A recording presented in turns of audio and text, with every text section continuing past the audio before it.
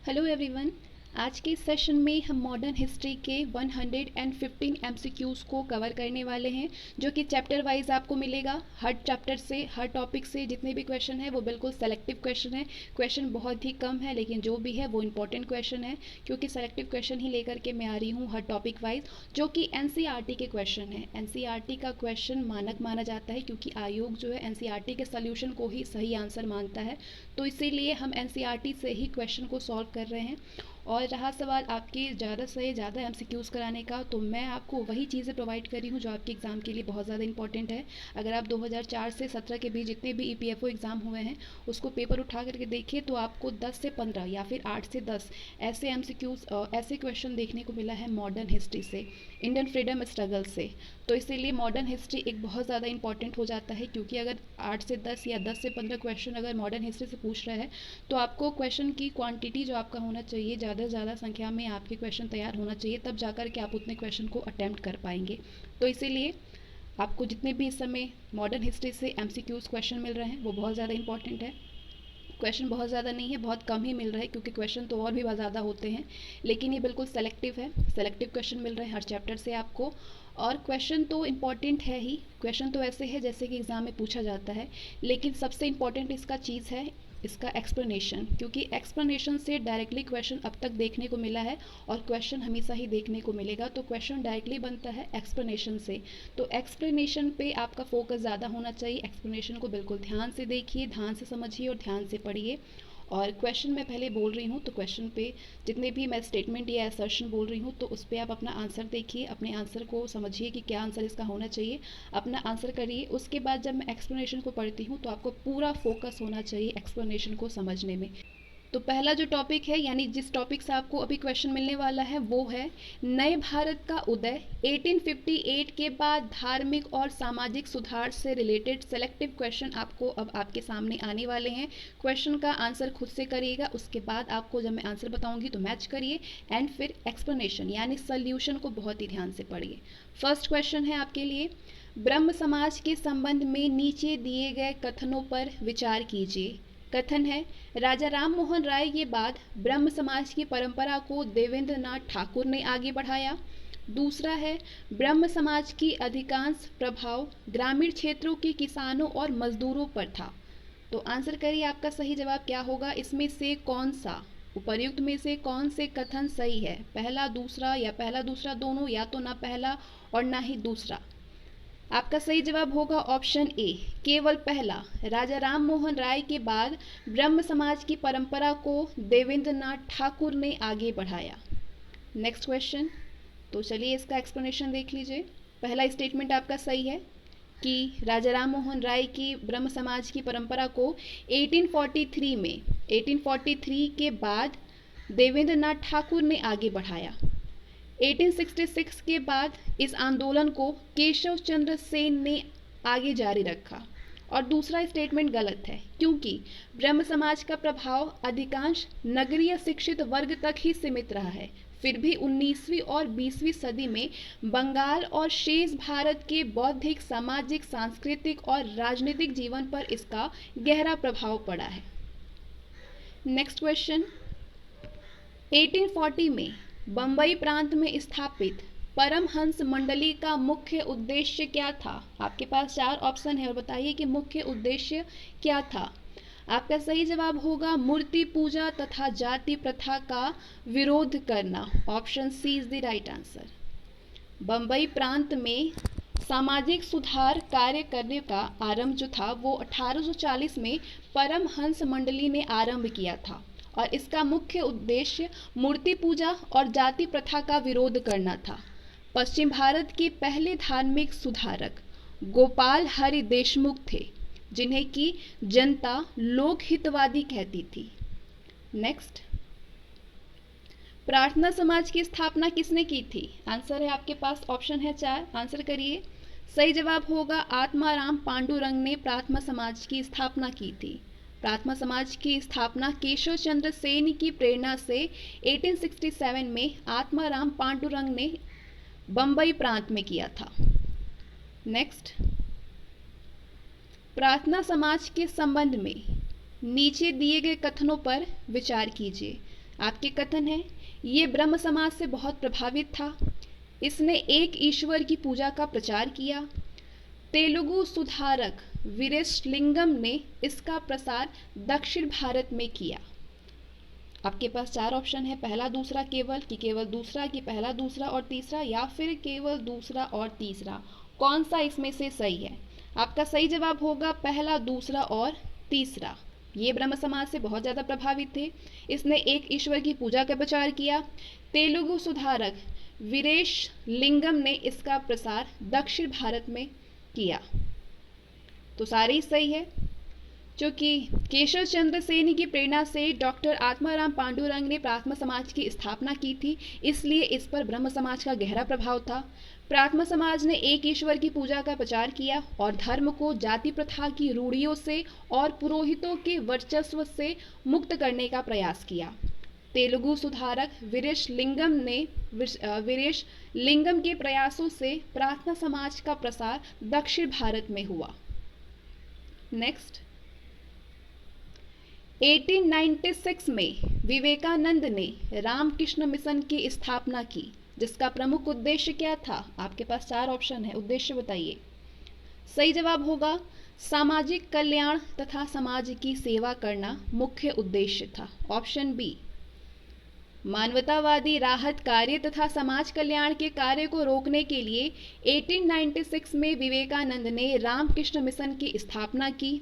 देश के विभिन्न भागों में इस मिशन की अनेक शाखाएं थी और इसने स्कूल, अस्पताल, दवाखाने, अनाथालय, पुस्तकालय आदि खोल करके समाज सेवा के काम किए। इस तरह इसका जोर व्यक्ति की मुक्ति नहीं बल्कि सामाजिक कल्याण और समाज सेवा पर था। नेक्स्ट, विभिन्न संस्था या संगठनों तथा उनके संस्थापकों के संबंध में निम्नलिखित में से कौन सा या कौन से युग्म सुमेलित हैं? आपके पास 3 ऑप्शन हैं, 3 में से तीनों में बताइए कि कौन सा सही मैच कर रहा है, कौन संगठन से कौन से संस्थापक हैं। तो पहला जो है आर्य समाज के संस्थापक हैं स्वामी दयानंद सरस्वती, ये बिल्कुल सही है। थियोसोफिकल सोसाइटी के संस्थापक एनी बेसेंट नहीं है बल्कि मैडम HP ब्लावात्स्की और कर्नल HS ओलकॉट हैं, तो ये बिल्कुल गलत है। तीसरा, मुहम्मदन एंग्लो ओरिएंटल कॉलेज के संस्थापक सैयद अहमद खान है, ये बिल्कुल सही है। तो जो सही है वो है पहला और तीसरा, और दूसरा गलत है। आपका सही जवाब होगा ऑप्शन डी, पहला और तीसरा सही है। तो ये है संस्था अथवा संगठन और उनके संस्थापक। आर्य समाज के संस्थापक है स्वामी दयानंद सरस्वती। थियोसोफिकल सोसाइटी के संस्थापक है मैडम HP ब्लावात्स्की और colonel HS Olcott. Muhammadan Anglo Oriental College के संस्थापक हैं सैयद अहमद खान। नेक्स्ट, स्वामी दयानंद सरस्वती के संबंध में कौन सा कथन असत्य है? बताइए। सारे स्टेटमेंट को पढ़िए और बताइए कि कौन सा गलत है। तो उसके लिए सारे स्टेटमेंट को आप पढ़िए। उन्होंने दक्षिण भारत में हिंदू धर्म के सुधार के लिए आर्य समाज की स्थापना की। ये मूर्ति पूजा, कर्मकांड, पुरोहितवाद और ब्राह्मणों द्वारा प्रचलित हिंदू धर्म के विरोधी थे। उन्होंने वेदों की ओर लौटो का नारा दिया। इनके द्वारा स्थापित आर्य समाज का एक उद्देश्य हिंदुओं को धर्म परिवर्तन से रोकना भी था। तो कौन सा इसमें से गलत है? आपका सही जवाब होगा ऑप्शन ए, उन्होंने दक्षिण भारत में हिंदू धर्म के सुधार के लिए आर्य समाज की स्थापना की थी। ये बिल्कुल गलत है स्वामी दयानंद सरस्वती के संबंध में। बाकी सारे ही ऑप्शन आपके यानी बी, सी और डी सही है। तो ऑप्शन ए, क्योंकि असत्य पूछा है तो ऑप्शन ए सही है आपका। क्योंकि असत्य इसलिए है क्योंकि स्वामी दयानंद सरस्वती ने उत्तर भारत में हिंदू धर्म के सुधार के लिए 1875 में आर्य समाज की स्थापना की। उनका मानना था कि तमाम झूठी शिक्षाओं से भरे पुराणों की सहायता से स्वार्थी व अज्ञानी पुरोहितों ने हिंदू धर्म को भ्रष्ट कर रखा था।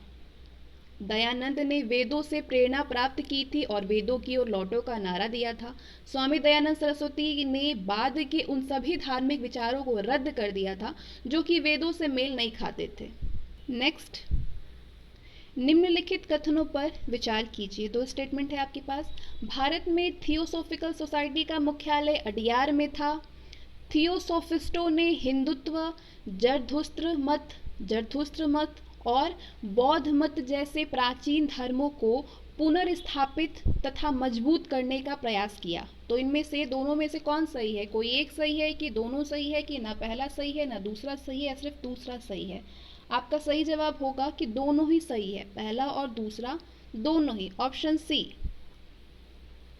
थियोसॉफिकल सोसाइटी की स्थापना संयुक्त राज्य अमेरिका में मैडम एच.पी.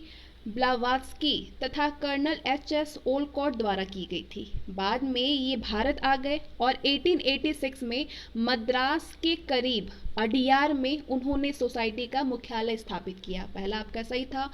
थियोसॉफिस्ट प्रचार करते थे कि हिंदुत्व, जरथुस्त्र मत यानी पारसी धर्म और बौद्ध मत जैसे प्राचीन धर्मों को पुनर्स्थापित और मजबूत किया जाए। ये पश्चिमी देशों के ऐसे लोगों द्वारा चलाया जा रहा है, एक पश्चिमी देशों के ऐसे लोगों द्वारा चलाया जा रहा एक आंदोलन था जो कि भारतीय धर्मों और दार्शनिक परंपरा का महिमा मंडल करते थे। नेक्स्ट, बनारस में केंद्रीय हिंदू विद्यालय की स्थापना किसके द्वारा की गई थी? आंसर करिए, किसके द्वारा की गई थी? एनी बेसेंट के द्वारा, option A, Annie Besant. Bharat में श्रीमती एनी बेसेंट के प्रमुख कार्यों में एक था बनारस में केंद्रीय हिंदू विद्यालय की स्थापना करना, जिसके बाद मदन मोहन मालवीय ने बनारस हिंदू विश्वविद्यालय के रूप में इसको विकसित किया। नेक्स्ट, निम्नलिखित कथनों पर विचार कीजिए।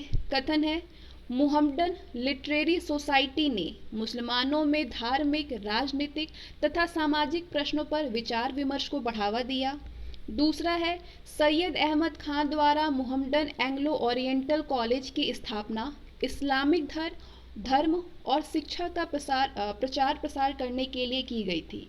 तो दोनों में से कौन सा सही है? दोनों ही सही है या फिर कोई एक सही है? तो आपका सही जवाब होगा ऑप्शन ए, केवल पहला सही है। मुहम्मदन लिटरेरी सोसाइटी ने मुसलमानों में धार्मिक, राजनीतिक तथा सामाजिक प्रश्नों पर विचार विमर्श को बढ़ावा दिया। मुसलमानों में धार्मिक सुधार आंदोलन का आरंभ कुछ देर से हुआ। उच्च वर्गों के मुसलमानों ने पश्चिमी शिक्षा व संस्कृति के संपर्क से बचने की ही कोशिश की। धार्मिक सुधार दिशा में आरंभ 1863 में मुहम्मदन लिटरेरी सोसाइटी ने किया।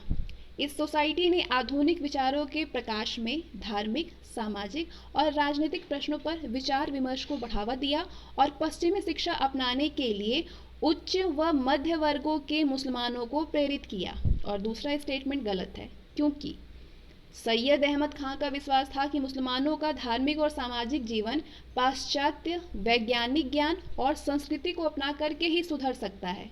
उन्होंने 1875 में अलीगढ़ में मुहम्मदन एंग्लो ओरिएंटल कॉलेज की स्थापना की।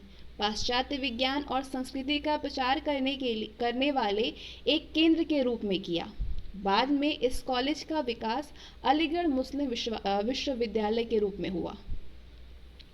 नेक्स्ट, रहनुमाई मजदा यासन सभा यानी रिलीजियस रिफॉर्म एसोसिएशन का संबंध किस धर्म में सुधार से संबंधित है? यहूदी धर्म की, पारसी धर्म की, सिख धर्म या फिर हिंदू धर्म? आंसर करिए। सही जवाब होगा पारसी धर्म, ऑप्शन बी। पारसी लोगों में धार्मिक सुधार की शुरुआत बंबई में 19वीं शताब्दी के आरंभ में हुआ। 1851 में रहनुमाई मजदा यासन सभा यानी रिलीजियस रिफॉर्म एसोसिएशन का आरंभ नौरोजी फरदूनजी, दादा भाई नौरोजी, एच.एस. बंगाली और अन्य लोगों ने किया। इन सभी ने धर्म के क्षेत्र में हावी रूढ़िवाद के खिलाफ आंदोलन चलाया और स्त्रियों की शिक्षा और विवाह और कुल मिलाकर के स्त्रियों के सामाजिक स्थिति के बारे में पारसी सामाजिक रीति रिवाजों के आधुनिकीकरण का आरंभ किया। नेक्स्ट, 1920 में पंजाब में शुरू हुए अकाली आंदोलन का मुख्य उद्देश्य क्या था? सिखों को लड़ाकू सैनिकों में परिवर्तित करना था कि सिखों में आधुनिक ज्ञान तथा विज्ञान का प्रसार करना था? सिख महिलाओं को पुरुषों के बराबर सामाजिक आर्थिक अधिकार दिलवाना था या फिर गुरुद्वारों के प्रबंध का शुद्धिकरण करना था? आंसर करिए। सही जवाब होगा आपका गुरुद्वारों के प्रबंध का शुद्धिकरण करना, ऑप्शन डी। 1920 में पंजाब में शुरू हुए अकाली आंदोलन का मुख्य उद्देश्य था गुरुद्वारों के प्रबंध का शुद्धिकरण करना, ऑप्शन डी। सिख लोगों में धार्मिक सुधार का आरंभ 19वीं सदी के अंत में हुआ, जब अमृतसर में खालसा कॉलेज की स्थापना हुई। लेकिन सुधार के प्रयासों को बल 1920 में मिला, जब पंजाब में अकाली आंदोलन शुरू हुआ। अकालियों का मुख्य उद्देश्य गुरुद्वारों के प्रबंध का शुद्धिकरण करना था। इन गुरुद्वारों को भक्त सिखों की ओर से जमीनों और धन दान स्वरूप मिलते थे, लेकिन इनका प्रबंध भ्रष्ट और स्वार्थी महंतों द्वारा मनमाने ढंग से किया जाता था। अकालियों के नेतृत्व में 1921 में सिख जनता ने इन महंतों और इनकी सहायता करने वाली सरकार के खिलाफ एक शक्तिशाली सत्याग्रह आंदोलन छेड़ दिया। नेक्स्ट, 19वीं और 20वीं शताब्दी के धार्मिक आंदोलनों के संबंध में नीचे दिए गए कथनों पर विचार कीजिए। कथन है आपके, ये धार्मिक सुधार आंदोलन बुद्धिवाद तथा मानवतावाद के सिद्धांतों पर आधारित थे। दूसरा है, इन आंदोलनों ने उभरते हुए मध्य वर्ग तथा आधुनिक शिक्षा प्राप्त लोगों को सबसे अधिक प्रभावित किया। तो इसमें से कौन सा स्टेटमेंट सही होगा? दोनों सही होगा या फिर कोई एक सही होगा, या तो ना पहला ना दूसरा? आपका सही जवाब होगा दोनों ही सही है, पहला और दूसरा दोनों। आधुनिक युग के धार्मिक सुधार आंदोलनों की मुख्य बात ये थी कि ये आंदोलन बुद्धिवाद और मानवतावाद के सिद्धांतों पर आधारित थे। हालांकि लोगों को अपनी ओर खींचने के लिए कभी कभी आस्था और प्राचीन ग्रंथों का सहारा भी लेते थे। इन धार्मिक आंदोलनों ने उभरते हुए मध्य वर्ग और आधुनिक शिक्षा प्राप्त प्रबुद्ध लोगों को सबसे अधिक प्रभावित किया। इन आंदोलनों ने भारतीय धर्मों के कर्मकांडी, अंधविश्वासी, बुद्धि विरोधी और पुराणपंथी पक्षों का विरोध किया। नेक्स्ट, धार्मिक सामाजिक सुधार आंदोलन के नकारात्मक पक्षों के संबंध में नीचे दिए गए कथनों पर विचार कीजिए। आपके पास 3 कथन है, तीनों कथनों को पढ़िए और बताइए किसमें से कौन सा सही है। पहला कथन है, इन आंदोलनों की पहुंच किसानों तथा नगरों की गरीब जनता तक नहीं थी। अतीत की महानता तथा धर्म ग्रंथों को आधार बनाने के कारण इसने मानव बुद्धि और वैज्ञानिक दृष्टिकोण की श्रेष्ठता के विचार को धक्का पहुंचाया। धर्म में जरूरत से ज़्यादा जोर देने पर समाज में फूट की प्रवृत्ति बढ़ी। तो इनमें से कौन सा सही होगा? नीचे आपके पास 4 ऑप्शन है, तो बताइए इन चारों ऑप्शन में से आपका सही जवाब क्या होगा? सही जवाब है तीनों, ऑप्शन डी, पहला, दूसरा और तीसरा, तीनों ही सही है। सामाजिक धार्मिक सुधार आंदोलन के कुछ नकारात्मक पक्ष भी थे। ये सभी समाज के बहुत छोटे भाग की, यानी नगरीय जो थी वो उच्च और मध्य वर्गों की आवश्यकताएं पूरी करते थे। इनमें से कोई भी बहुसंख्यक किसानों और नगरों की गरीब जनता तक नहीं पहुंचा और ये लोग अधिकांशतः परंपरागत रीति रिवाजों में ही जकड़े रहे। इसका कारण ये था कि ये आंदोलन मूलतः भारतीय समाज के शिक्षित व नगरीय भागों की आकांक्षाओं को ही प्रतिबिंबित करते थे। इन आंदोलनों की दूसरी कमी अतीत की महानता का गुणगान करना और धर्म ग्रंथों को आधार बनाने की प्रवृत्ति थी। ये बात इन आंदोलनों की अपनी सकारात्मक शिक्षाओं की विरोधी बन गई। इससे मानव बुद्धि और वैज्ञानिक दृष्टिकोण की श्रेष्ठता के विचार को धक्का पहुंचा। इससे नए नए रूपों में रहस्यवाद और नकली वैज्ञानिक चिंतन को बल मिला। अतीत की महानता के गुणगान ने एक झूठे गर्व और दंभ को बढ़ावा दिया। सबसे महत्वपूर्ण बात यह है कि इन आंदोलन से हिंदू, मुसलमान, सिख और पारसी आपसी फूट के शिकार होने लगे। ऊंची और नीची जाति के हिंदुओं में भी दरार पड़ने लगे। अनेक धर्मों वाले एक देश में धर्म पर ज़रूरत से ज़्यादा जोर देने से फूट की प्रवृत्ति बढ़नी जो है वो स्वाभाविक थी। इसके अलावा हर एक हिंदू सुधारक ने भारतीय अतीत के गुणगान को प्राचीन काल तक ही सीमित रखा। ये सुधारक भारतीय इतिहास के मध्यकाल को मूलतः पतन का काल मानते थे। ये विचार अनैतिहासिक ही नहीं था बल्कि सामाजिक राजनीतिक दृष्टिकोण से हानिकारक भी था। नेक्स्ट, औपनिवेशिक काल के दौरान किन कारकों ने जाति प्रथा को कमजोर करने का काम किया? किस काल ने? औपनिवेशिक काल के दौरान किन कारकों ने जाति प्रथा को कमजोर करने का काम किया? रेलवे ने, कि आधुनिक व्यापार उद्योग ने, डाक व्यवस्था ने, कि नई शिक्षा प्रणाली ने? आंसर करिए। सही जवाब होगा आपका रेलवे, आधुनिक व्यापार उद्योग और नई शिक्षा प्रणाली। ऑप्शन सी, पहला, तीसरा और चौथा। ब्रिटिश शासन ने ऐसी अनेक शक्तियों को जन्म दिया था जिन्होंने धीरे धीरे जाति की जड़ों को कमजोर किया। आधुनिक उद्योगों, रेलों व बसों के आरंभ ने और बढ़ते नगरीकरण के कारण खासकर शहरों में विभिन्न जातियों के लोगों के बीच संपर्क को अपरिहार्य बना दिया। आधुनिक व्यापार उद्योग ने आर्थिक कार्यकलाप के नए क्षेत्र सभी के लिए पैदा किए। एक आधुनिक औद्योगिक समाज में जाति और व्यवसाय का पुराना संबंध चलाना कठिन था। प्रशासन के क्षेत्र में अंग्रेजों ने कानून के सामने सबकी समानता का सिद्धांत लागू किया। जातिगत पंचायतों से अनेक न्यायिक काम छीन लिए गए और प्रशासकीय सेवाओं के दरवाजे सबके लिए खोल दिए गए। इसके अलावा नई शिक्षा प्रणाली पूरी तरह से धर्मनिरपेक्ष थी, इसलिए वो मूलतः जातिगत भेदों और जातिगत दृष्टिकोण की विरोधी थी। नेक्स्ट, निम्नलिखित कथनों पर विचार कीजिए। पहला है, भारत में राष्ट्रीय आंदोलन के विकास ने जाति प्रथा को बढ़ावा दिया। दूसरा, गांधी जी ने छुआछूत के खात्मे के लिए आत्मसम्मान आंदोलन चलाया। कौन है दोनों में से सही? आपका सही जवाब होगा कि ना तो पहला सही है और ना ही दूसरा सही है। ऑप्शन डी, ना तो फर्स्ट और ना ही सेकंड। पहला जो है वो गलत है, क्योंकि राष्ट्रीय आंदोलन के विकास ने जाति प्रथा को कमजोर बनाने में महत्वपूर्ण भूमिका निभाई। राष्ट्रीय आंदोलन उन तमाम संस्थाओं का विरोधी था जो भारतीय जनता को बांट करके रखती थी। जन प्रदर्शनों, विशाल जनसभाओं तथा सत्याग्रह के संघर्षों में सबकी भागीदारी ने भी जातिगत चेतना को कमजोर बनाया। दूसरा भी स्टेटमेंट गलत है, क्योंकि गांधी जी अपनी सार्वजनिक गतिविधियों में छुआछूत के खात्मे को जीवन भर एक प्रमुख काम मानते रहे। 1932 में उन्होंने इस उद्देश्य से अखिल भारतीय हरिजन संघ की स्थापना की। कब? 1932 में। उनका तर्क था कि हिंदू शास्त्रों में छुआछूत को कोई मान्यता नहीं दी गई है। आत्मसम्मान आंदोलन दक्षिण भारत में ब्राह्मणों द्वारा लादी गई निर्योग्यताओं का मुकाबला करने के लिए गैर ब्राह्मणों द्वारा 1920 के दशक में चलाया गया था। नेक्स्ट, अखिल भारतीय अनुसूचित जाति महासंघ की स्थापना किसके द्वारा की गई थी?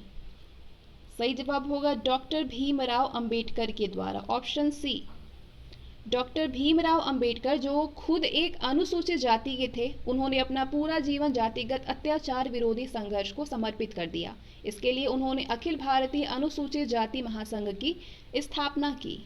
नेक्स्ट, श्री नारायण गुरु ने जाति प्रथा के खिलाफ जीवन भर अपना संघर्ष भारत के किस क्षेत्र में चलाया था? आपका सही जवाब होगा केरल में। ऑप्शन ए, केरल में श्री नारायण गुरु ने जाति प्रथा के खिलाफ जीवन भर संघर्ष चलाया। उन्होंने ही मानव जाति के लिए एक धर्म, एक जाति और एक ईश्वर का प्रसिद्ध नारा दिया था। किसने? श्री नारायण गुरु ने। नेक्स्ट, भारत में सर्वप्रथम किसने निचली जातियों की लड़कियों के लिए स्कूल खोले? आपका सही जवाब होगा ज्योतिबा फूले। Option B. महाराष्ट्र में 19वीं सदी के उत्तरार्ध में निचली जाति में जन्मे ज्योतिबा फूले ने ब्राह्मणों की धार्मिक सत्ता के खिलाफ जीवन भर आंदोलन चलाया। वे आधुनिक शिक्षा को निचली जातियों की मुक्ति का सबसे शक्तिशाली अस्त्र समझते थे। वे पहले व्यक्ति थे जिन्होंने निचली जातियों की लड़कियों के लिए अनेक स्कूल खोले। कौन? ज्योतिबा फूले। नेक्स्ट, अब आते हैं हम नेक्स्ट चैप्टर पे। अब आपको जितने भी क्वेश्चन मिलेंगे वो राष्ट्रवादी आंदोलन 1905 से 18 उग्र राष्ट्रवाद के विकास से रिलेटेड आपको क्वेश्चन मिलेगा। क्वेश्चन सारे ही सेलेक्टिव हैं, इंपॉर्टेंट हैं। फर्स्ट क्वेश्चन है, 20वीं सदी के आरंभ में उग्र राष्ट्रवाद के विकास के प्रमुख कारण क्या थे? शिक्षा और बेरोजगारी में वृद्धि था, या अंतर्राष्ट्रीय प्रभाव था, या फिर रेलवे का विकास था, या दोनों था, या तीनों था? आपका सही जवाब होगा पहला और दूसरा, ऑप्शन ए, शिक्षा और बेरोजगारी में वृद्धि और अंतर्राष्ट्रीय प्रभाव। 20वीं सदी के आरंभ में भारत में उग्र राष्ट्रवाद के विकास के प्रमुख कारण थे ब्रिटिश शासन के सही चरित्र की पहचान, शिक्षा और बेरोजगारी में वृद्धि, आत्मसम्मान और आत्मविश्वास का प्रसार, अंतर्राष्ट्रीय प्रभाव यानी 1896 में इथियोपिया के हाथों इटली की सेना की हार और 1905 में जापान के हाथों रूस की हार ने यूरोपीय अपराजयता का भ्रम तोड़ दिया। अंतर्राष्ट्रीय प्रभाव और जो कारण था वो है उग्र राष्ट्रवादी विचार संप्रदाय का अस्तित्व और प्रशिक्षित नेतृत्व। नेक्स्ट क्वेश्चन, निम्नलिखित में से किस राजनेता ने परंपरागत धार्मिक उत्सव का उपयोग राष्ट्रवादी विचारों के प्रचार प्रसार के लिए किया? आपका सही जवाब होगा बाल गंगाधर तिलक, ऑप्शन बी। महाराष्ट्र में उग्र राष्ट्रवादी संप्रदाय के सबसे प्रमुख प्रतिनिधि बाल गंगाधर तिलक थे। 1893 से उन्होंने एक परंपरागत धार्मिक उत्सव यानी गणपति उत्सव में गीतों और भाषणों द्वारा राष्ट्रवादी विचारों का प्रचार प्रसार किया। नेक्स्ट, बाल गंगाधर तिलक से संबंधित नीचे दिए गए कथनों पर विचार कीजिए। बाल गंगाधर तिलक से संबंधित आपके पास स्टेटमेंट है, उन्होंने मराठी में केसरी नामक समाचार पत्र निकाला, महाराष्ट्र में उन्होंने शिवाजी उत्सव आरंभ किया, 1896 से 97 में उन्होंने महाराष्ट्र में कर न चुकाने का आंदोलन चलाया। 3 स्टेटमेंट है आपका। नीचे अब आपको मिलेगा ऑप्शन के जरिए बताइए कि कौन सा आंसर आपका सही है। तो सही जवाब है तीनों ही उनसे संबंधित है, बाल गंगाधर तिलक से रिलेटेड ये तीनों ही कथन है। बाल गंगाधर तिलक ने अंग्रेजी में मराठा और मराठी में केसरी नामक समाचार पत्र निकाले। 1895 में उन्होंने शिवाजी उत्सव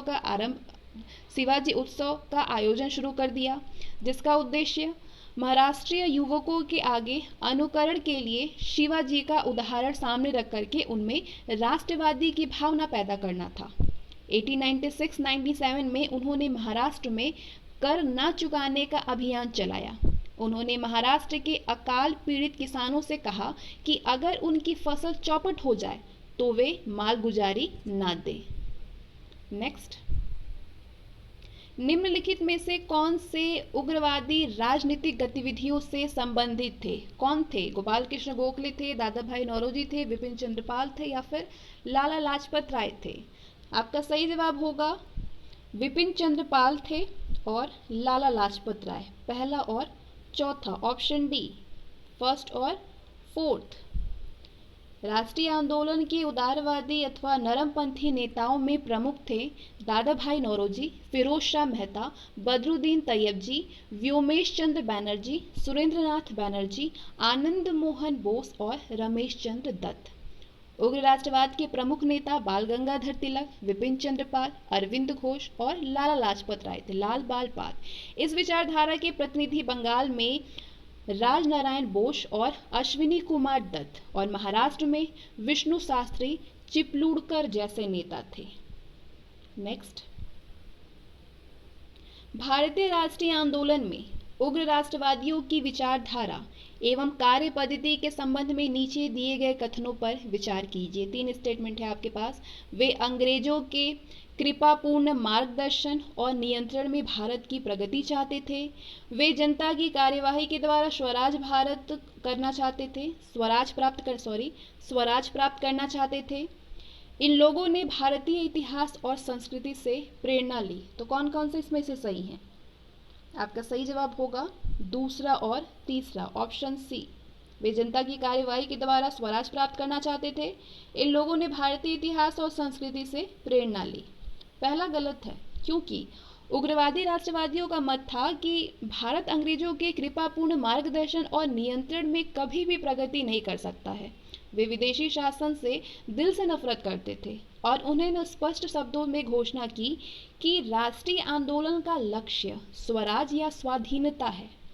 और दूसरा सही है, उग्र राष्ट्रवादियों का मत था कि भारतीयों को मुक्ति स्वयं अपने प्रयासों से प्राप्त करनी होगी उन्हें जनता की शक्ति में असीम विश्वास था और उनकी योजना जनता की कार्यवाही द्वारा स्वराज प्राप्त करने की थी।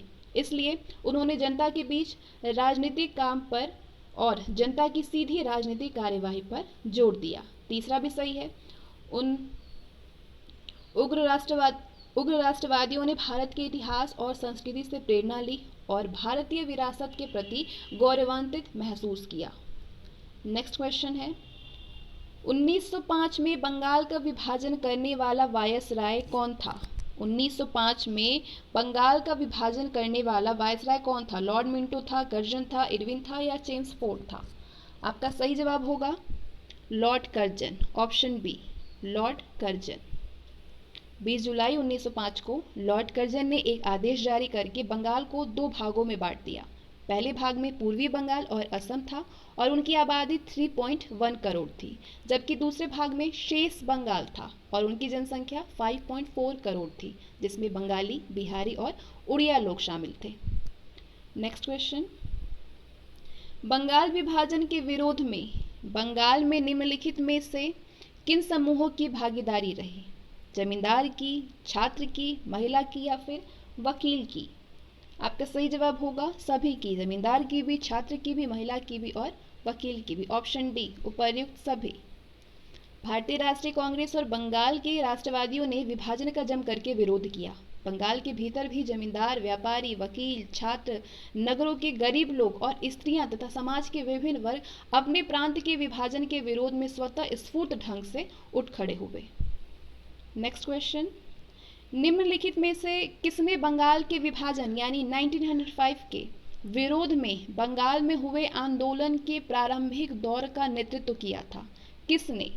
आपका सही जवाब है सुरेंद्रनाथ बनर्जी ने, ऑप्शन ए।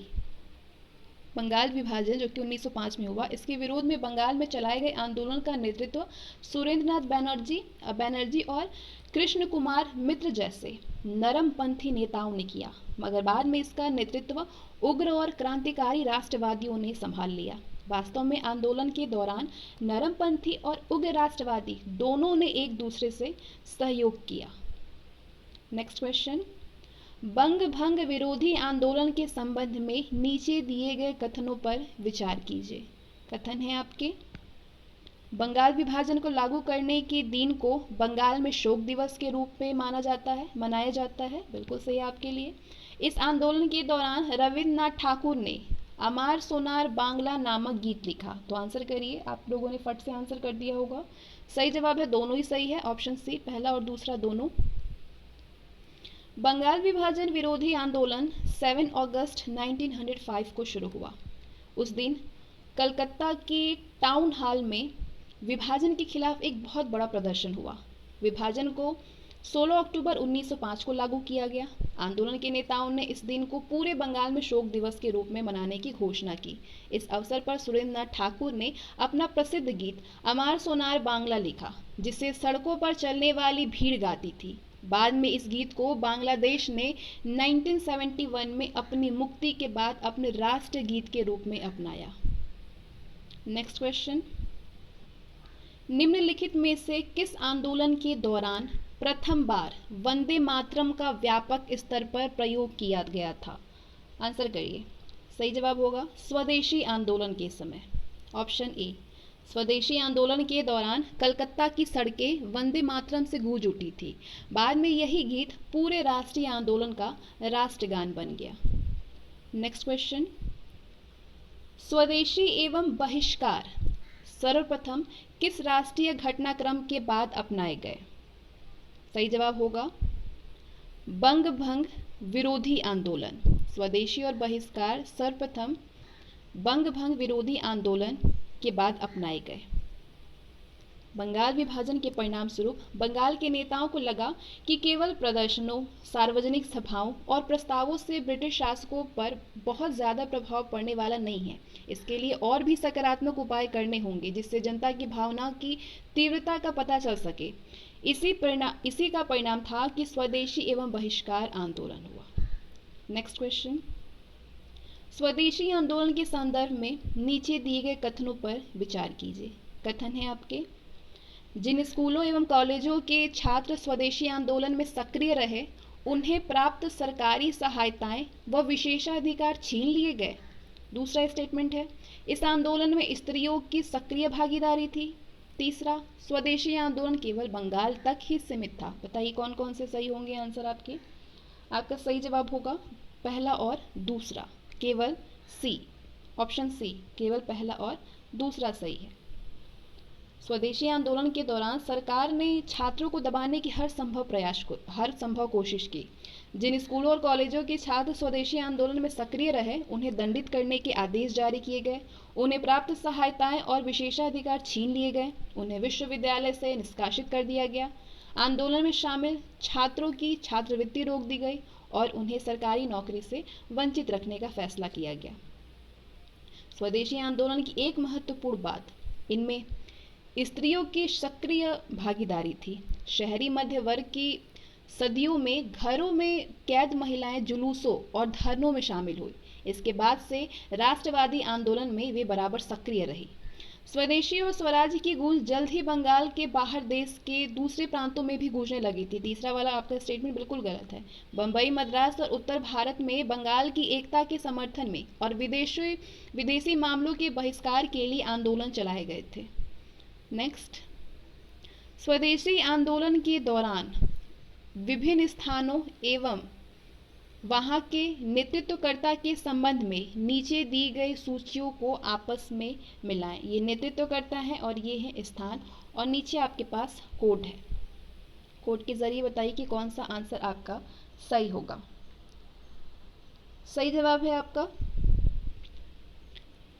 सैयद हैदर रजा किस स्थान के नेतृत्वकर्ता थे? दिल्ली के थे। चिदम्बरम पिल्लै ये किस स्थान के नेतृत्वकर्ता थे? तो आपका सही जवाब होगा मद्रास के। लाला लाजपत राय पंजाब के और हरि सर्वोत्तम राव आंध्र प्रदेश के। सही जवाब होगा ऑप्शन सी, चौथा, दूसरा, तीसरा और पहला। बंगाल से प्रारंभ हुए स्वदेशी आंदोलन को देश के दूसरे भागों विशेषकर बंबई, मद्रास और उत्तर भारत में फैलने में प्रमुख भूमिका तिलक की रही। स्वदेशी आंदोलन का नेतृत्व पंजाब में लाला लाजपत राय और सरदार अजीत सिंह ने, दिल्ली में सैयद हैदर रजा ने, मद्रास में चिदम्बरम पिल्लै और आंध्र प्रदेश में हरि सर्वोत्तम राव ने संभाला। नेक्स्ट क्वेश्चन है, अभिनव भारत नाम से क्रांतिकारियों के एक गुप्त संगठन का निर्माण किसके द्वारा किया गया था? आपका सही जवाब होगा विनायक दामोदर सावरकर के द्वारा। 1904 में विनायक दामोदर सावरकर ने अभिनव भारत नाम से क्रांतिकारियों का एक गुप्त संगठन बनाया था। नेक्स्ट, निम्नलिखित युग्मों में से कौन सा सुमेलित है? मुजफ्फरपुर बम कांड से खुदीराम बोस संबंधित है, दिल्ली षड्यंत्र केस से रासबिहारी बोस, नासिक षड्यंत्र केस से बसंत कुमार विश्वास। तो इसमें पहला जो है वो सुमेलित नहीं है, सॉरी, पहला सुमेलित है। मुजफ्फरपुर बम कांड से खुदीराम बोस संबंधित है और दिल्ली षड्यंत्र केस से रासबिहारी बोस संबंधित है। तीसरा जो है ये गलत है। आपका सही जवाब होगा पहला और दूसरा। बंगाल के दो क्रांतिकारी खुदीराम बोस और प्रफुल्ल चाकी ने अप्रैल 1908 को मुजफ्फरपुर में एक बग्घी पर बम फेंका, जिसमें वे समझते थे कि बदनाम जज किंग्सफोर्ड बैठा हुआ है। इस घटना में किंग्सफोर्ड तो बच गया, लेकिन इस घटना के बाद खुदीराम बोस को 1908 में फांसी दे दी गई और वे सबसे कम उम्र में फांसी की सजा पाने वाले क्रांतिकारी थे। 20वीं सदी के आरंभ में क्रांतिकारी का हौसला इतना ज्यादा बढ़ चुका था कि जब वायसराय लॉर्ड हार्डिंग्स कलकत्ता से दिल्ली राजधानी परिवर्तन के समय एक सरकारी जुलूस में हाथी पर बैठा हुआ था, तो उस समय उस पर बम फेंक दिया गया। लॉर्ड हार्डिंग्स की हत्या की योजना रासबिहारी बोस द्वारा बनाई गई थी और ये घटना इतिहास में दिल्ली षड्यंत्र के नाम से चर्चित है। विनायक दामोदर सावरकर द्वारा स्थापित अभिनव भारत समाज के प्रमुख सदस्य अनंत लक्ष्मण कान्हरे ने नासिक के जिला मजिस्ट्रेट जैक्सन की हत्या कर दी और इतिहास में ये घटना नासिक षड्यंत्र केस के नाम से प्रसिद्ध है। नेक्स्ट, 20वीं सदी के आरंभ में क्रांतिकारी आतंकवाद के संबंध में नीचे दिए गए कथनों पर विचार कीजिए। कथन है आपका, इन्होंने व्यक्तिगत बहादुरी और बम की राजनीति का सहारा लिया। इन क्रांतिकारियों की गतिविधियां केवल भारत देश के अंदर तक ही सीमित रही।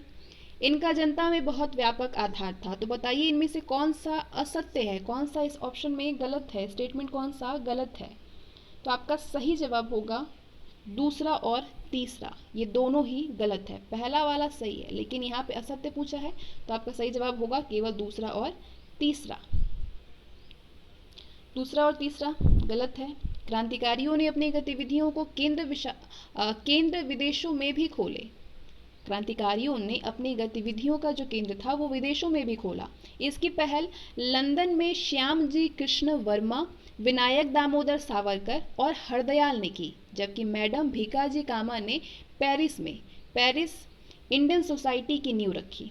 अमेरिका में क्रांतिकारी गतिविधियों के प्रसार के लिए सोहन सिंह भाकना ने हिंद एसोसिएशन और तारकनाथ दास ने इंडियन इंडिपेंडेंस लीग की स्थापना की। एक राजनीतिक अस्त्र के रूप में आतंकवाद की असफलता निश्चित थी। इसने जनता को गतिमान नहीं बनाया और वास्तव में जनता में इसका कोई भी आधार नहीं था, लेकिन भारत के राष्ट्रवाद के विकास में आतंकवादियों का बहुमूल्य योगदान रहा। नेक्स्ट क्वेश्चन, क्रांतिकारी आतंकवाद की पैरवी करने वाले प्रमुख समाचार पत्र संध्या और युगांतर कहाँ से प्रकाशित होते हैं। आपका सही जवाब होगा बंगाल से। 1905 के बाद अनेक समाचार पत्र क्रांतिकारी आतंकवाद की पैरवी करने लगे। इनमें बंगाल के संध्या और युगांतर तथा महाराष्ट्र के काल प्रमुख थे। नेक्स्ट, 1905 के कांग्रेस के बनारस अधिवेशन के संबंध में नीचे दिए गए कथनों पर विचार कीजिए। कथन है आपका, इस अधिवेशन की अध्यक्षता रासबिहारी घोष ने की थी। इस अधिवेशन में कांग्रेस ने बंगाल के स्वदेशी और बहिष्कार आंदोलन का समर्थन किया। कांग्रेस ने नरमपंथी कार्यकर्ता स्वदेशी और बहिष्कार आंदोलन को देश के बाहर फैलाना चाहते थे। तो इनमें से कौन सा सही होगा, तीनों सही है कि केवल पहला दूसरा सही है कि केवल दूसरा सही है या फिर सिर्फ दूसरा तीसरा सही है। आपका सही जवाब होगा केवल दूसरा सही है, ऑप्शन बी। पहला गलत है क्योंकि 1905 में कांग्रेस ने बनारस अधिवेशन की अध्यक्षता गोपाल कृष्ण गोखले ने की थी। गोखले ने बंगाल विभाजन और कर्जन के प्रतिक्रियावादी शासन का खुल करके निंदा किया था। दूसरा सही है, 1905 के अधिवेशन में कांग्रेस ने बंगाल के स्वदेशी और बहिष्कार आंदोलन का समर्थन किया था। तीसरा गलत है क्योंकि इन अधिवेशन में नरमपंथी और गरमपंथी कांग्रेस कार्यकर्ताओं के बीच जम करके बहसें हुई और मतभेद उभरे। नरमपंथी कार्यकर्ता बहिष्कार को बंगाल तक ही और वहां भी केवल विदेशी मालों तक ही सीमित रखना चाहते थे, जबकि जो गरमपंथी कार्यकर्ता थे वे स्वदेशी और बहिष्कार आंदोलन को बंगाल के बाहर देश भर में फैलाना चाहते थे और औपनिवेशिक सरकार के साथ वे किसी भी रूप में जुड़ने का बहिष्कार करना चाहते थे। नेक्स्ट क्वेश्चन, भारतीय राष्ट्रीय कांग्रेस द्वारा किस अधिवेशन में सर्वप्रथम स्वशासन या स्वराज की मांग को ब्रिटिश सरकार के सामने रखा गया। किस अधिवेशन में? आपका सही जवाब है कलकत्ता अधिवेशन 1906। 1906 में कलकत्ता अधिवेशन में राष्ट्रीय कांग्रेस के अध्यक्ष दादा भाई नौरोजी ने अपना अध्यक्षीय भाषण में घोषणा की कि भारत के राष्ट्रीय आंदोलन का उद्देश्य ग्रेट ब्रिटेन या उपनिवेशों की तरह का स्वशासन या स्वराज है।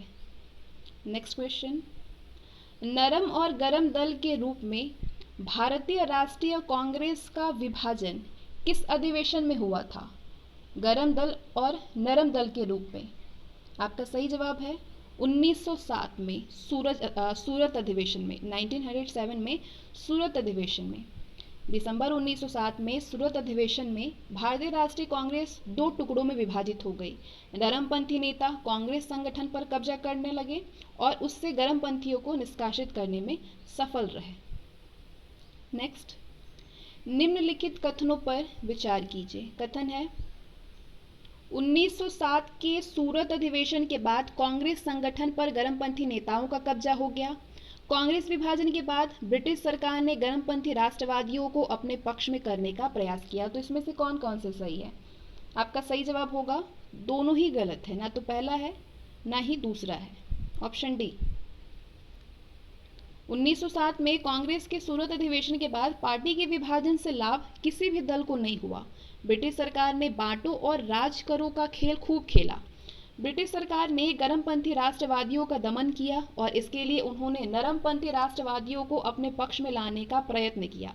नरमपंथी राष्ट्रवादियों को खुशी करने के लिए उन्होंने 1909 के इंडियन काउंसिल एक्ट के रूप में सांविधानिक सुधारों की घोषणा की।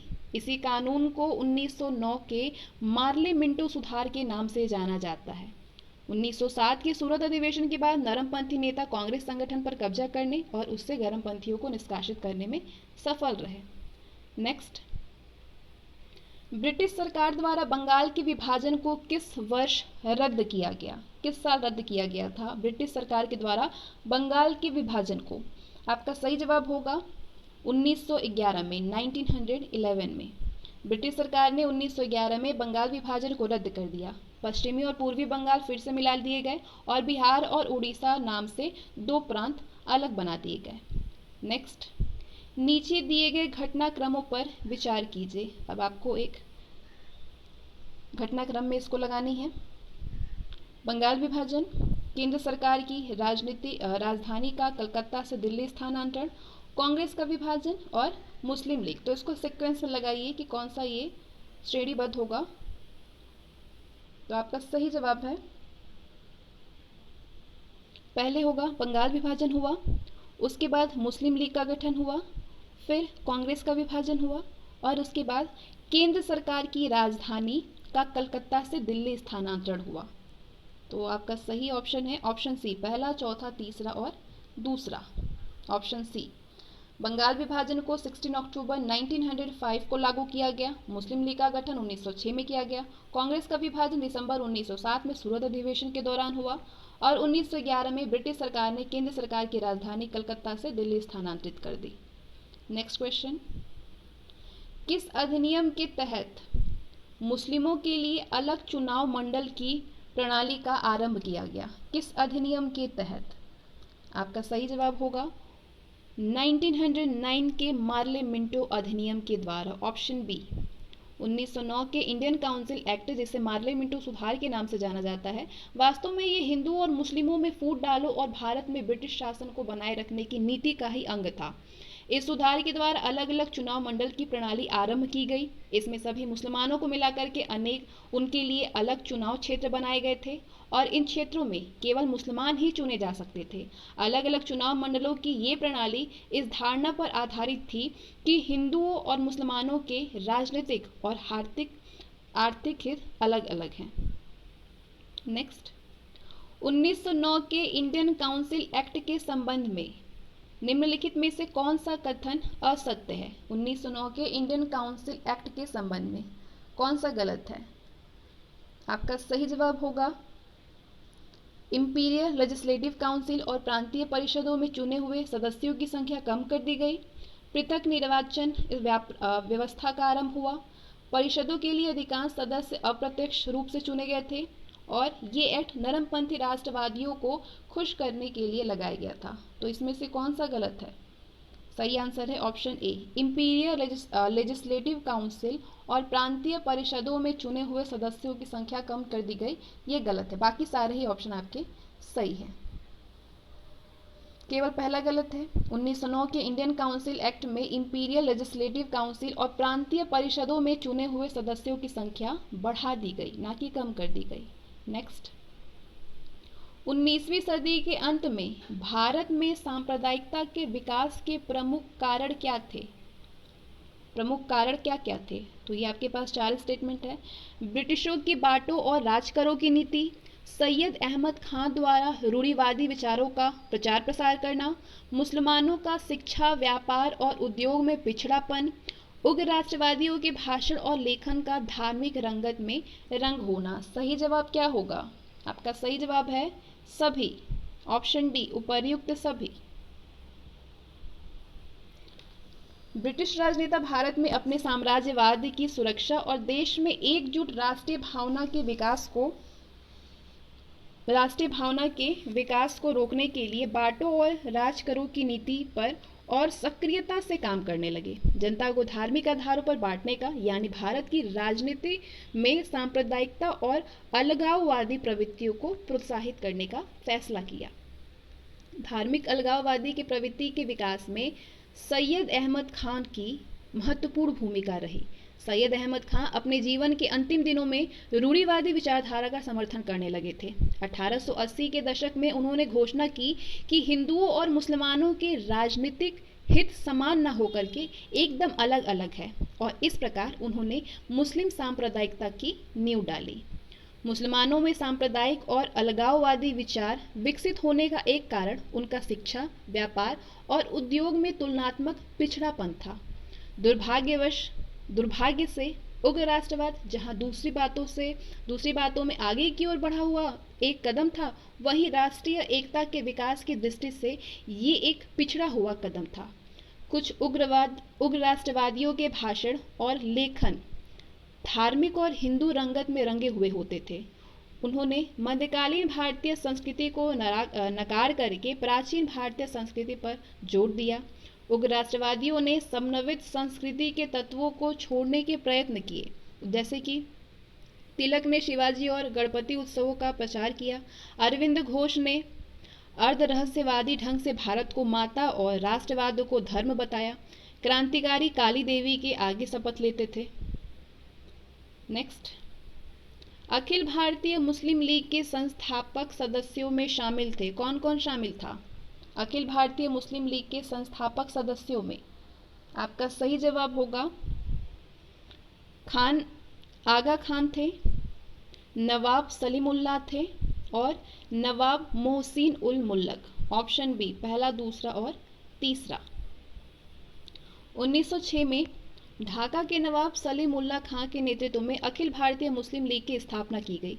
आगा खान और नवाब मोहसिन उल मुल्लक भी इसके संस्थापक सदस्यों में से थे। नेक्स्ट क्वेश्चन, निम्नलिखित कथनों पर विचार कीजिए। आपका कथन है, मुस्लिम लीग का गठन ब्रिटिश वफादार सांप्रदायिक और रूढ़िवादी राजनीतिक संगठन के रूप में किया गया। मुस्लिम लीग ने बंगाल विभाजन का समर्थन किया। कौन सा इसमें से सही है? दोनों ही सही है, पहला और दूसरा दोनों। ऑप्शन सी, दोनों ही सही है। 1906 में अखिल भारतीय मुस्लिम लीग की स्थापना एक ब्रिटिश वफादार सांप्रदायिक और रूढ़िवादी राजनीतिक संगठन के रूप में हुई और उसने उपनिवेशवाद की कोई भी आलोचना नहीं की। मुस्लिम लीग ने बंगाल विभाजन का समर्थन किया। इस तरह जब राष्ट्रीय कांग्रेस साम्राज्यवाद विरोधी आर्थिक और राजनीतिक प्रश्न उठा रही थी, तब मुस्लिम लीग और प्रतिक्रियावादी नेता ये प्रचार कर रहे थे कि मुसलमानों के हित हिंदुओं के हितों से अलग है। मुस्लिम लीग की राजनीतिक गतिविधियां विदेशी शासन के खिलाफ नहीं, बल्कि हिंदुओं और राष्ट्रीय कांग्रेस के खिलाफ थी। नेक्स्ट क्वेश्चन, अल हिलाल नामक समाचार पत्र का प्रकाशन किसने शुरू किया था? 4 ऑप्शन है आपके पास, सही जवाब दीजिए। आपका सही जवाब होगा मौलाना अबुल कलाम आजाद। अल हिलाल नामक जो समाचार पत्र था वो मौलाना अबुल कलाम आजाद ने प्रकाशित किया था। अल हिलाल में बुद्धिवादी और राष्ट्रीय विचारों का प्रचार किया गया। नेक्स्ट, अहरार आंदोलन के संबंध में कौन सा कथन सत्य है? कथन है आपका, ये उग्र राष्ट्रवादी मुस्लिम नेताओं के द्वारा शुरू किया गया। ये कट्टर हिंदुओं के द्वारा साम्राज्यवाद विरोधी राजनीति के विरुद्ध शुरू किया गया। ये पारसी समुदाय द्वारा सरकारी नौकरी में आरक्षण के लिए शुरू किया गया। ये आदिवासियों द्वारा वन कानूनों के संबंध में शुरू किया गया सशस्त्र विद्रोह था। तो आंसर करिए, कौन सा संबंधित है अहरार आंदोलन से? आपका सही जवाब होगा ऑप्शन ए, ये उग्र राष्ट्रवादी मुस्लिम नेताओं के द्वारा शुरू किया गया था। 20वीं सदी के आरंभ में मौलाना मोहम्मद अली, हकीम अजमल खान और मजहरुल हक के नेतृत्व में उग्र राष्ट्रवादी अहरार आंदोलन की स्थापना हुई। स्वशासन के आधुनिक विचारों से प्रेरित होकर के उन्होंने उग्र राष्ट्रवादी आंदोलन में सक्रिय भागीदारी के पक्ष में प्रचार किया। नेक्स्ट क्वेश्चन, स्वराज मेरा जन्म सिद्ध अधिकार है और मैं इसे लेकर के रहूंगा, ये किसका प्रसिद्ध नारा है? फटाफट आंसर कर दिए होंगे आप लोग तो। बाल Gangadhar Tilak. Home rule league आंदोलन के दौरान बाल गंगाधर तिलक ने अपना प्रसिद्ध नारा दिया था कि स्वराज मेरा जन्मसिद्ध अधिकार है और मैं इसे लेकर के रहूंगा। नेक्स्ट क्वेश्चन, निम्नलिखित में से कौन होम रूल लीग आंदोलन की स्थापना से नहीं जुड़ा हुआ है? एस सुब्रमण्यम अय्यर नहीं जुड़े हैं, लोकमान्य तिलक, लाला हरदयाल या फिर एनी बेसेंट? आंसर करिए अपना। सही जवाब होगा आपका लाला हरदयाल होम रूल लीग आंदोलन की स्थापना से संबंधित नहीं है। 1915-16 में 2 होम रूल लीगों की स्थापना हुई थी। इनमें एक के नेता लोकमान्य तिलक थे और दूसरा श्रीमती एनी बेसेंट और एस सुब्रमण्यम अय्यर थे, अय्यर के नेतृत्व में था। लाला हरदयाल का संबंध जो था वो गदर आंदोलन से था, होम रूल लीग से नहीं था। नेक्स्ट क्वेश्चन, निम्नलिखित कथनों पर विचार कीजिए। कथन है आपका, 1913 में अमेरिका और कनाडा में बसे क्रांतिकारी भारतीयों ने गदर पार्टी की स्थापना की। गदर पार्टी के द्वारा गदर नामक साप्ताहिक पत्रिका का प्रकाशन किया गया था। गदर पार्टी की विचारधारा धर्मनिरपेक्ष थी। तीनों स्टेटमेंट पढ़ लिया आपने। अब नीचे आपके पास आंसर आएगा, तो बताइए किस में से कौन सा सही है। तीनों स्टेटमेंट में से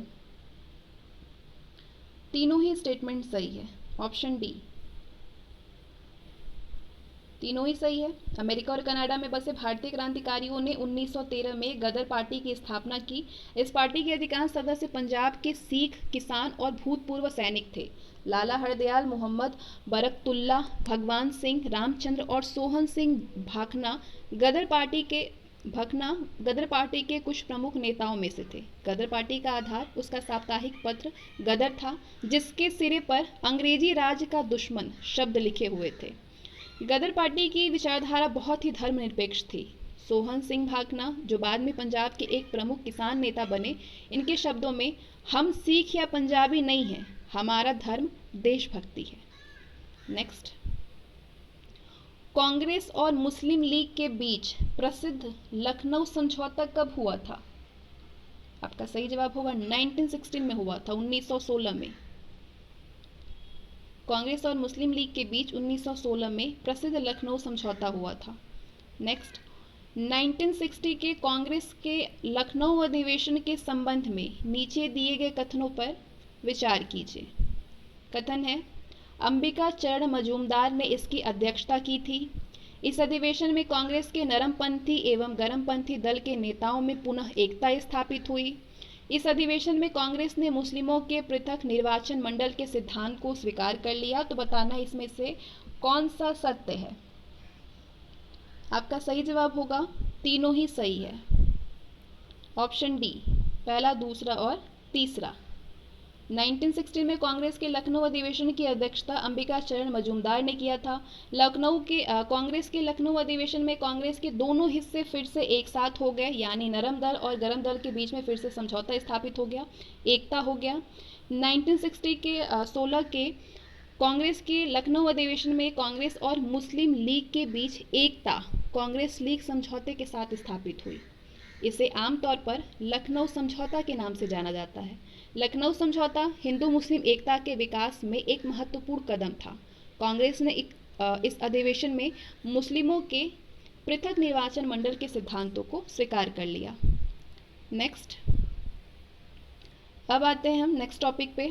अब आगे जो आपको क्वेश्चन मिलेंगे वो स्वराज के लिए संघर्ष फर्स्ट से रिलेटेड है, यानी 1919 से 27 तक की घटनाओं से रिलेटेड आपको प्रश्न मिलने वाले हैं, जिनका आपको फटाफट से आंसर करनी है।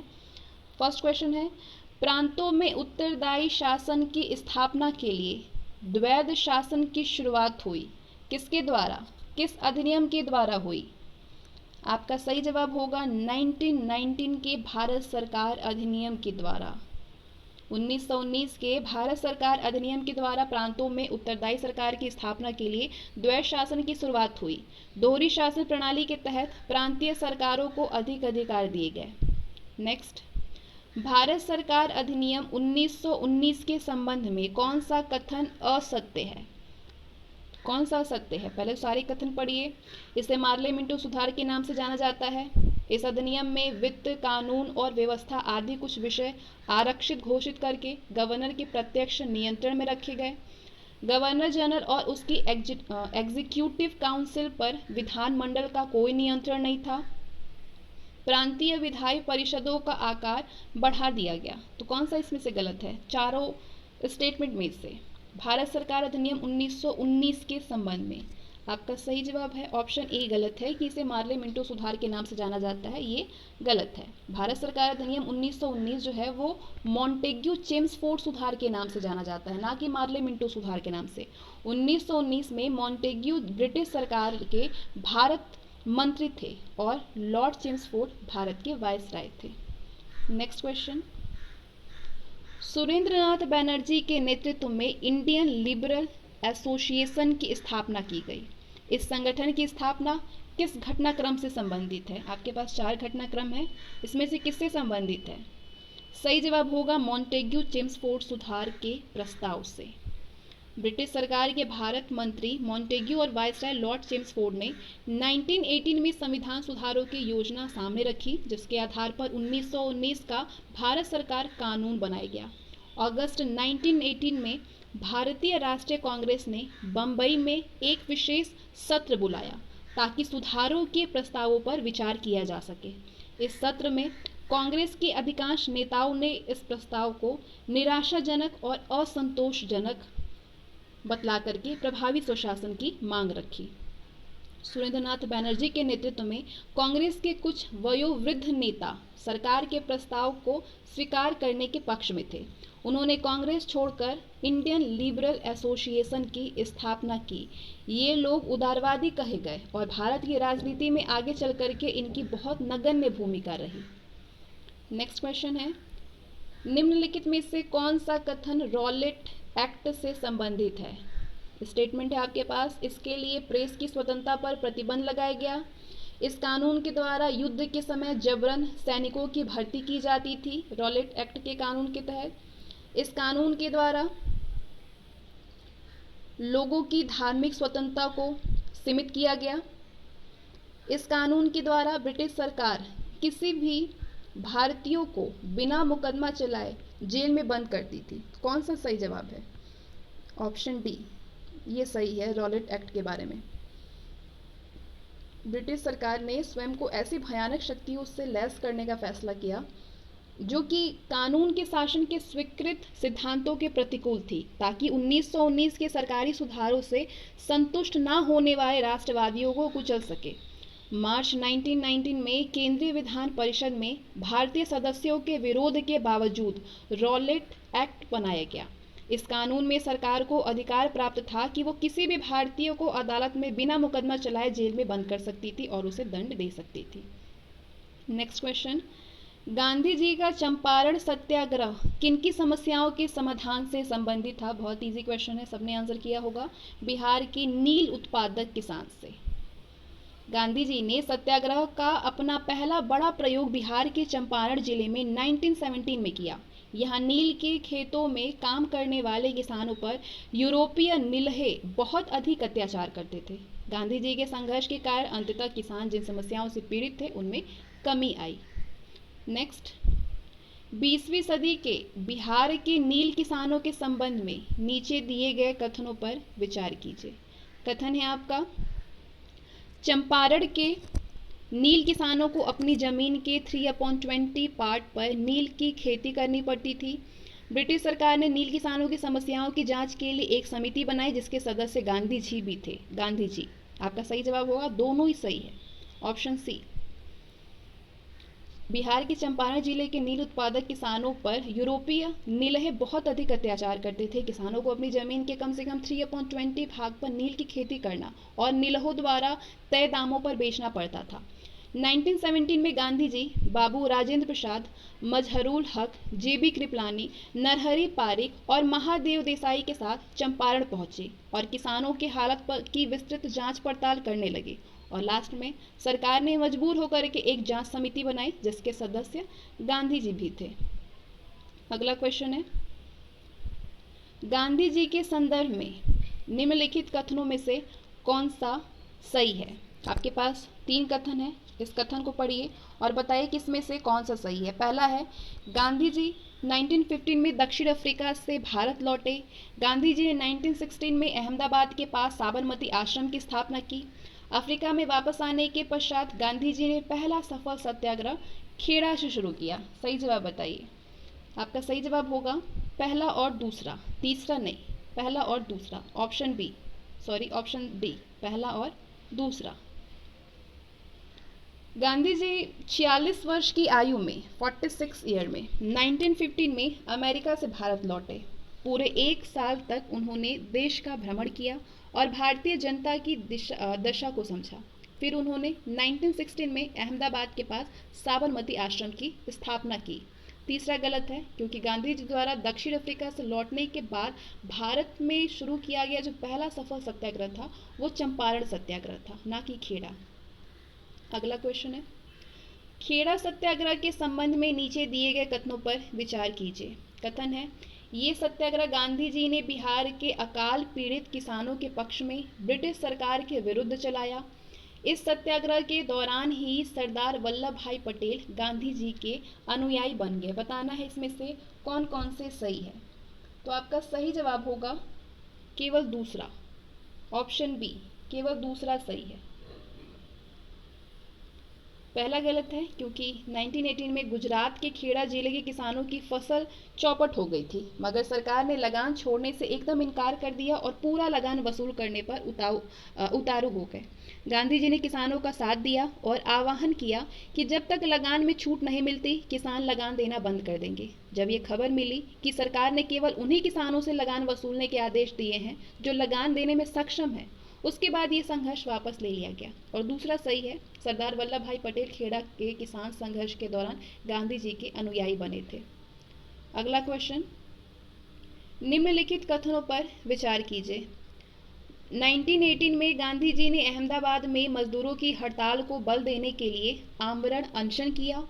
दूसरा है, रॉलेट एक्ट के विरोध के दौरान गांधी जी तटस्थ रहे। कौन सा सही है इसमें से? आपका सही जवाब होगा केवल पहला, ऑप्शन ए,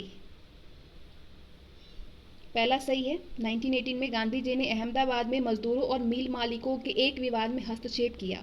गांधी जी ने मजदूरों की मजदूरी में 35% वृद्धि की मांग करने लगे और इसके लिए हड़ताल पर जाने की राय दी। मजदूरों की हड़ताल को जारी रखने के संकल्प को बल देने के लिए उन्होंने आमरण अनशन किया। उनके अनशन ने मिल मालिकों पर दबाव डाला और वे नरम पकड़ करके 35% मजदूरी बढ़ाने में सहमत हो गए। दूसरा गलत है, क्योंकि दूसरे राष्ट्रवादियों की तरह गांधी जी को भी रॉलेट एक्ट में धक्का लगा। फरवरी 1919 में उन्होंने एक सत्याग्रह सभा बनाई जिसके सदस्यों ने इस कानून का पालन न करने और गिरफ्तारी और जेल जाने का सामना करने की शपथ ली।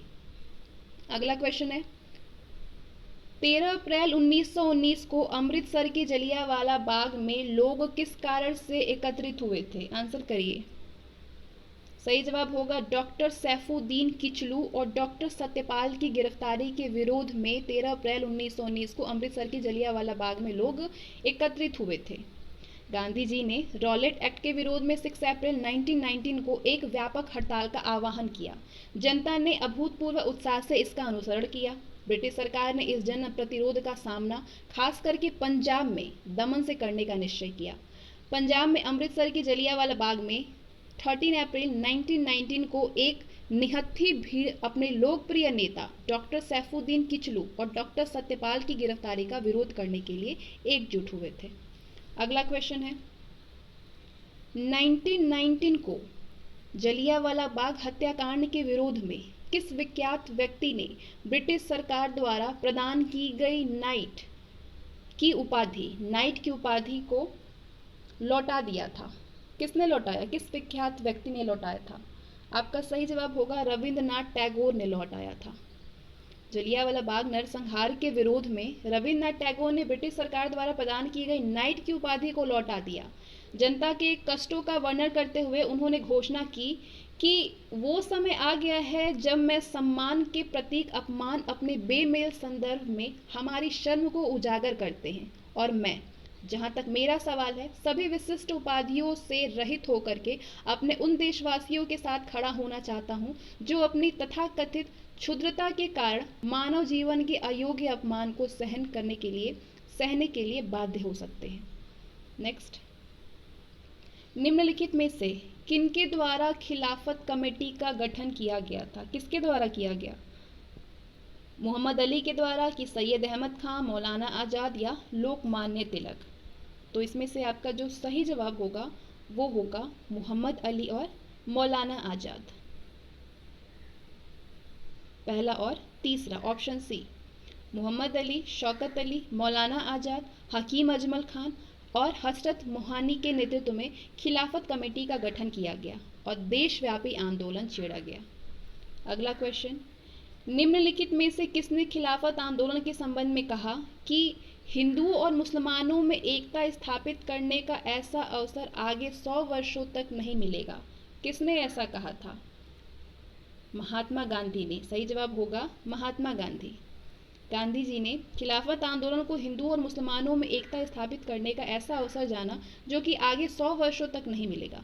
गांधी जी ने 1920 के आरंभ में घोषणा की कि खिलाफत प्रश्न संवैधानिक सुधारों और पंजाब के अत्याचारों से अधिक महत्वपूर्ण है। नेक्स्ट, निम्नलिखित घटनाओं को कालानुक्रम में व्यवस्थित कीजिए और नीचे दिए गए कूट का प्रयोग करके सही आंसर चुनिए अपना। तो आपका जो क्रम होगा वो क्या होगा? कांग्रेस का लखनऊ अधिवेशन, चंपारण सत्याग्रह, जलियांवाला बाग हत्याकांड और खेड़ा सत्याग्रह। तो इसको अपनी घटनाओं के अनुसार आपको श्रेणीबद्ध करनी है। आपका सही जवाब होगा, पहले हुआ कांग्रेस का लखनऊ अधिवेशन, फिर चंपारण सत्याग्रह, उसके बाद खेड़ा सत्याग्रह और फिर जलियांवाला बाग हत्याकांड। ऑप्शन बी, पहला, दूसरा, चौथा और तीसरा। पहले जो घटना हुई थी वो कांग्रेस का लखनऊ अधिवेशन हुआ 1916 में, उसके बाद चंपारण सत्याग्रह हुआ 1917 में, फिर खेड़ा सत्याग्रह हुआ 1918 में और उसके बाद जलियांवाला बाग हत्याकांड हुआ 1919 में। नेक्स्ट, अलीगढ़ में जामिया मिलिया इस्लामिया राष्ट्रीय मुस्लिम विश्वविद्यालय जो था, ये बिहार विद्यापीठ, काशी विद्यापीठ और गुजरात विद्यापीठ की स्थापना किस जन आंदोलन के दौर में हुआ था? अलीगढ़ में जामिया मिलिया इस्लामिया, बिहार विद्यापीठ, गांधी विद्यापीठ और गुजरात विद्यापीठ की स्थापना किस जन आंदोलन के दौर में हुई थी? आपके पास 4 ऑप्शन है, किस आंदोलन के तहत हुई थी? आपका सही जवाब होगा असहयोग आंदोलन के दौर में हुई थी। 1921-22 में असहयोग आंदोलन के समय भारतीय जनता के एक अभूतपूर्व हलचल के दौर से गुजरी। हजारों की संख्या में छात्रों ने सरकारी स्कूल कॉलेज छोड़ करके राष्ट्रीय स्कूलों और कॉलेजों में प्रवेश ले लिया। इसी समय अलीगढ़ में जामिया मिलिया इस्लामिया जो कि राष्ट्रीय मुस्लिम विश्वविद्यालय था, बिहार विद्यापीठ, काशी विद्यापीठ और गुजरात विद्यापीठ की स्थापना हुई। जामिया मिलिया बाद में दिल्ली स्थानांतरित हो गया जो कि दिल्ली में है अब। अगला क्वेश्चन है, असहयोग आंदोलन के संबंध में नीचे दिए गए कथनों पर विचार कीजिए। कथन है, ये आंदोलन 1920 में शुरू हुआ। इस आंदोलन को चलाने के लिए तिलक स्वराज कोष की स्थापना की गई। इस आंदोलन के दौरान खादी स्वतंत्रता का प्रतीक बन गई। तो इसमें बताना है कौन कौन सा सही है आपका आंसर। तो आपका सही जवाब होगा, तीनों ही सही है। असहयोग आंदोलन से संबंधित ये तीनों ही कथन है। पहला सही है, अगस्त 1920 में असहयोग आंदोलन आरंभ हुआ था 1920 में। दूसरा भी सही है, असहयोग आंदोलन को चलाने के लिए तिलक स्वराज कोष की स्थापना किया गया और 6 महीने के अंदर इसमें 1 करोड़ रुपए जमा हो गए। तीसरा भी सही है, खादी असहयोग आंदोलन के दौरान स्वतंत्रता का प्रतीक बन गया था। अगला क्वेश्चन, गांधी जी द्वारा 1920 में आरंभ किए गए असहयोग आंदोलन को वापस लेने का प्रमुख कारण क्या था? आपका सही जवाब होगा, चौरी चौरा में हुई हिंसक घटना प्रमुख कारण था। संयुक्त प्रांत के गोरखपुर जिले में चौरी चौरा नामक गांव में किसानों के एक जुलूस पर पुलिस ने गोली चलाई। गुस्साई भीड़ ने पुलिस थाने पर हमला करके उसमें आग लगा दी, जिसमें 22 पुलिसकर्मी मारे गए। गांधी जी को भय था कि उन उत्साह और जोश के इस वातावरण में आंदोलन आसानी से एक हिंसक मोड़ ले सकता है। इस कारण से गांधी जी ने चौरी चौरा की घटना के बाद आंदोलन को वापस ले लिया। नेक्स्ट, 1920 से 1922 तक चले असहयोग आंदोलन के संबंध में नीचे दिए गए कथनों पर विचार कीजिए। कथन है, इस आंदोलन में हिंदू मुस्लिम दोनों ने सक्रिय भागीदारी की। इस आंदोलन के दौरान भारतीय समाज के सभी वर्गों का राजनीतिकरण हुआ। राष्ट्रीय भावना और राष्ट्रीय आंदोलन देश के दूर दराज इलाके तक पहुंचे। तो इसमें से सही आंसर क्या होगा? सही जवाब होगा तीनों, पहला, दूसरा और तीसरा, ऑप्शन डी। असहयोग आंदोलन में खिलाफत आंदोलन की महत्वपूर्ण भूमिका रही। इस आंदोलन के कारण नगरों के मुसलमान राष्ट्रीय आंदोलन में शामिल हुए। देखने में तो असहयोग आंदोलन असफल था, मगर इसके कारण राष्ट्रीय आंदोलन अनेक अर्थों में और मजबूत हुआ था। लाखों लाख किसान, दस्तकार और शहरी गरीब राष्ट्रीय आंदोलन में शामिल हुए थे। स्त्रियां और पुरुष दोनों आंदोलन में शामिल हुए। लाखों लाख स्त्री पुरुषों ने इसी राजनीतिकरण और सक्रियता ने भारतीय राष्ट्रीय आंदोलन को क्रांतिकारी चरित्र प्रदान किया। इस आंदोलन से भारतीय समाज के सभी वर्गों का राजनीतिकरण हुआ। असहयोग आंदोलन के दौरान राष्ट्रीय भावना और राष्ट्रीय आंदोलन का देश के दूर दराज के स्थानों तक प्रसार हुआ था। अगला क्वेश्चन है, स्वराज पार्टी के संस्थापक कौन थे? सभी ने बहुत इजीली आंसर किया होगा, चित्तरंजन दास और मोतीलाल नेहरू। 1922 में दिसंबर में चित्तरंजन दास और मोतीलाल नेहरू ने स्वराज पार्टी यानी कांग्रेस खिलाफत स्वराज पार्टी की स्थापना की। इसके अध्यक्ष चित्तरंजन दास थे और मोतीलाल नेहरू इसके सचिवों में से एक थे। नेक्स्ट, भारतीय राष्ट्रीय आंदोलन में स्वराजवादियों के संबंध में नीचे दिए गए कथनों पर विचार कीजिए। आपके पास दो स्टेटमेंट है। इन्होंने राष्ट्रवादी नेता विठल भाई पटेल को केंद्रीय विधानसभा यानी सेंट्रल लेजिस्लेटिव असेंबली का अध्यक्ष बनाया। स्वराज पार्टी ने कांग्रेस के सभी कार्यक्रमों को अस्वीकार कर दिया था। तो इसमें से कौन कौन से आपके सही होने चाहिए? आपका सही जवाब है सिर्फ पहला ही सही है, केवल फर्स्ट। नवंबर 1923 के चुनावों में स्वराजवादियों को अच्छी सफलता मिली। केंद्रीय और प्रांतीय विधानमंडलों में स्वराज पार्टी द्वारा बड़े महत्वपूर्ण काम किए गए। विठल भाई पटेल को सेंट्रल लेजिस्लेटिव असेंबली का अध्यक्ष बनवाना स्वराज पार्टी की एक महत्वपूर्ण सफलता थी। दूसरा जो स्टेटमेंट है वो गलत है, क्योंकि स्वराज पार्टी को कांग्रेस के अंदर ही एक समूह के रूप में काम करना था। इसने कांग्रेस के सभी कार्यक्रमों को स्वीकार किया, एक बात को छोड़कर कि ये पार्टी काउंसिल के चुनावों में भाग लेगी। अगला क्वेश्चन है, निम्नलिखित घटनाक्रमों को विचार कीजिए और नीचे दिए कूट से उनका सही कालानुक्रम ज्ञात कीजिए। आपके पास जो घटना है उस घटना के जो पहले घटना हुई, पहले से बाद तक की घटना को अपना श्रेणीबद्ध क्रम में लगाइए। आपका सही जवाब जो होगा वो होगा, पहले जो घटना हुई थी वो रॉलेट सत्याग्रह पहले हुआ था, उसके बाद असहयोग आंदोलन हुआ, फिर चौरी चौरा कांड हुआ और फिर स्वराज पार्टी का गठन हुआ। सारे अपने श्रेणीबद्ध में ही हैं, तो यानी आपका सही जवाब होगा पहला, दूसरा, तीसरा और चौथा। तो ये है घटना। और कब ये हुआ? रॉलेट सत्याग्रह 1919 में हुआ। असहयोग आंदोलन अगस्त 1920 में हुआ। अप्रैल 1919 में रॉलेट सत्याग्रह हुआ। चौरी चौरा कांड फरवरी 1922 में हुआ। स्वराज पार्टी का गठन दिसंबर 1922 में हुआ।